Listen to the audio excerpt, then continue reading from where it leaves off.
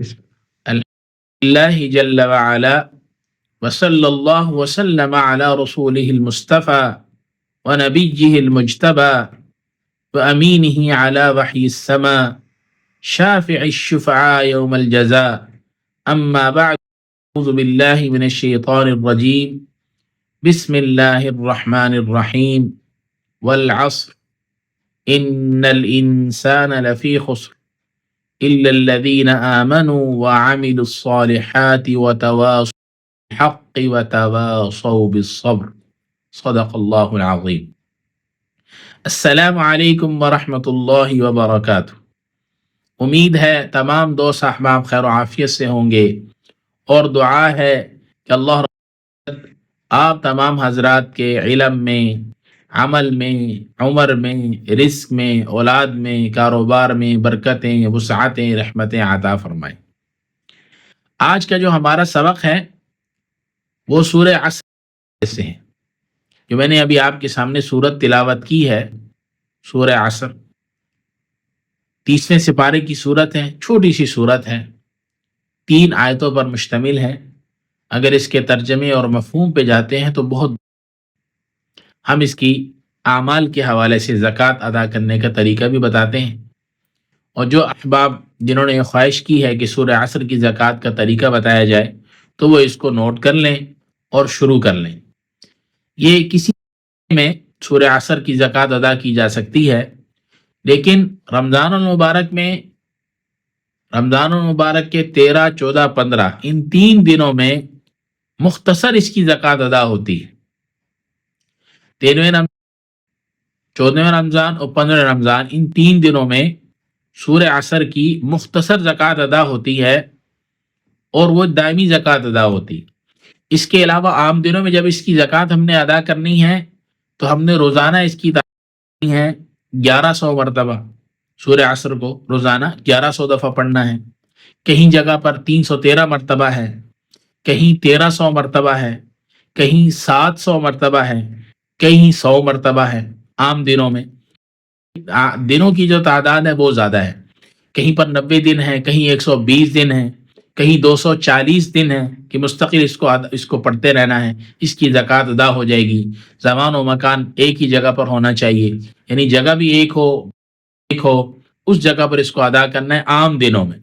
لیکن رمضان مبارک کے حوالے سے ان 3 دنوں میں مختصر زکوٰۃ ادا ہوتی ہے، ٹائم بھی شارٹ ہے، دن بھی بہت مبارک ہیں، اور زکوٰۃ بھی جلدی ادا ہو جائے گی۔ تو جو احباب ان 3 دنوں میں 13، 14، 15 تاریخ کو سورہ عصر کی زکوٰۃ ادا کرنا چاہتے ہیں تو وہ اس کی زکوٰۃ ادا کر لیں۔ بہت ہی مجرب عمل ہے یہ، اور فوائد و برکات اس کے بہت زیادہ ہے، اس کو بھی نوٹ کر لیں۔ اور جو احباب اس کی زکوٰۃ ادا نہیں کرنا، پڑھنا چاہتے ہیں برکت کے لیے، تو جتنا مرضی پڑھیں، وہ کوئی منع نہیں ہے، لیکن زکوٰۃ ادا کرنے کی جو برکات ہیں، فضائل ہیں، آگے اس کا جو استعمال ہے وہ بہت زیادہ ہے۔ تو ساتھی اس کو نوٹ کر لیں ڈائری کے اندر کہ سورہ عصر ہم نے کس طریقے سے پڑھنی، کس ترتیب سے پڑھنی ہے، اور ہم نے پھر اس کی زکوٰۃ کیسے ادا کرنی ہے۔ ایک تو کوشش کیجئے کہ جگہ آپ کی ایک ہو، وقت بھی آپ کا مقرر ہو، آپ نے آگے پیچھے وقت کو نہیں کرنا، کیونکہ ہمارے عملیات کے اندر مستقل مزاجی بہت اہم چیز ہے، شوق بہت اہم چیز ہے۔ اگر آپ مستقل مزاج ہوں گے اور آپ کو شوق ہوگا تو پھر آپ یہ کام سیکھ سکتے ہیں، اس کے علاوہ یہ کام آپ نہیں سیکھ سکتے، یاد رکھیے گا۔ اس کی طریقہ آپ نوٹ کر لیں کہ ہم نے 13، 14، 15 تاریخ کو سورہ عصر کی زکوٰۃ کیسے ادا کرنی ہے۔ جیسے ہی 12 تاریخ کا روزہ ہم نے ختم کیا، 13 تاریخ کی ہم نے مغرب ادا کی، مغرب کے بعد 13واں روزہ شروع ہو جاتا ہے، تو ہم نے مغرب کی نماز کے بعد ہی ہم نے 13 مرتبہ سورہ عصر پڑھنی ہے۔ پھر تراویح کی نماز کے بعد 313 مرتبہ سورہ عصر پڑھنی ہے۔ پھر رات کو تہجد کے بعد ہم نے 313 مرتبہ پڑھنی ہے۔ پھر فجر کی نماز کے بعد 313 مرتبہ، پھر عشاء کی نماز کے بعد 313 مرتبہ، پھر ظہر کے بعد 313، پھر عصر کے بعد، پھر مغرب کے بعد، پھر تراویح کے بعد، پھر تہجد کے بعد، پھر اس طرح ہم نے 15 تاریخ تک اس عمل کو پورا کرنا ہے۔ اور 15 جب 15 ہم نے روزہ افطار کرنا ہے، اکیلے روزہ افطار نہیں کرنا، ہم نے باقاعدہ 11 یا 21 افراد کو بٹھا کر ان کو بھی روزہ افطار کروانا ہے، اور خود ان کے ساتھ بیٹھ کر ہم نے روزہ افطار کرنا ہے، اور اپنے ہی رقم سے روزہ افطار کروانا ہے، کسی اور کے رقم سے نہیں کروانا. آپ اپنے ہی جیب سے خرچ کریں گے، روزہ ان کے لیے یعنی افطاری کے انتظام کریں گے، ان کو روزہ افطار کروائیں گے، اور اس کے بعد دعا کریں گے کہ اللہ یہ جو میں نے عمل پڑھا ہے، یہ میں نے جو اس کی زکوٰۃ ادا کی ہے، یا اللہ اس کو قبول فرما، یا اللہ اس میری محنت فرما اور مجھے ترقی عطا فرما. یہ آپ کی زکوٰۃ ادا ہو جائے گی سورہ عصر کی. پھر اس کی جو آگے فضائل ہیں، پھر آگے جو اس کا استعمال کرنا ہے، وہ بھی میں انشاءاللہ بتا دوں گا. پرسنل میں بھی ساتھی پوچھنا چاہیں تو میرے سے واٹس ایپ پہ رابطہ کر کے پوچھ سکتے ہیں، میں جواب دے دوں گا جیسے ہی مجھے وقت ملے گا. باقی وائس میسج کر دیں یا لکھ کر بھیج دیں تو انشاءاللہ میں جواب دے دوں گا. دوسرے نمبر پر بہت سارے ایسے احباب ہیں، بہت سارے ایسے ساتھی ہیں جو کہتے ہیں کہ بھئی نہیں، ہم نے بس زکوٰۃ ادا نہیں کرنی، ہم ویسے ہی اس کو پڑھنا چاہتے. تو یاد رکھیں کہ اگر آپ اس کو ویسے بہت زیادہ تعداد میں پڑھیں گے تو وہ بہتر نہیں ہے بہت زیادہ تعداد میں اس کو پڑھنا. اجازت لے کے زکوٰۃ ادا کر کر پھر آپ اس کو پڑھیں گے تو پھر آپ کو بہت زیادہ اس کا فائدہ ہوگا. پھر اس کو استعمال کرنے کے مختلف طریقے ہیں کہ کس مرض میں، کس مقصد کے لیے ہم نے اس کو کتنا پڑھنا ہے، کیسے پڑھنا ہے، کس وقت میں پڑھنا ہے، کس طریقے سے پڑھنا ہے.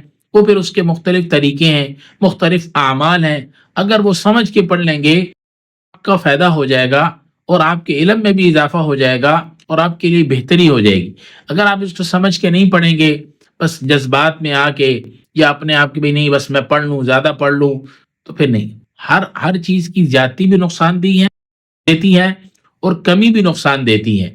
اس کو استاد سے سمجھ کے، طریقے سے سمجھ کے، زکوٰۃ ادا کر کے بہت ہی یعنی طریقے کے ساتھ، اخلاص کے ساتھ، اللہ رب العزت کی نیت کر کے، یا میں اللہ کی کرتا ہوں، میں اللہ کے لیے عمل کرتی ہوں، اور اللہ کی رضا کو شامل کر کے جب آپ کوئی عمل پڑھیں گے کوئی بھی وہ ہو، پھر اس میں آپ کو نہ نقصان ہوگا نہ آپ کو رجت ہوگی. تو احباب ساتھی جو ہیں اس کو نوٹ کر لیں اچھی طرح کہ جو اس کی زکوٰۃ سورہ عصر کرنا چاہتے ہیں اور ان 3 دنوں میں کرنا چاہتے ہیں، اپنا پورا سال بچانا چاہتے ہیں، تو پھر وہ اس طرح نوٹ کر کے اس کو اس طرح عمل کر لیں. انشاءاللہ ان کو بہت فائدہ ہوگا. جو بات کہی ہے سنی ہے، اللہ رب العزت مجھے آپ کو عمل کی توفیق دے. اور دعا بھی کریں، رمضان کا مہینہ ہے، کہ اللہ رب العزت حاسدین کے حسد سے، شریروں کے شرور سے، بغضیوں کے بغض عناد سے، ہر قسم کی نظر بد سے، جادو سے، شیاطین سے، ہر قسم کی آفات و ولیات سے ہم سب کو محفوظ فرمائیں. آمین. علیکم ورحمۃ اللہ وبرکاتہ.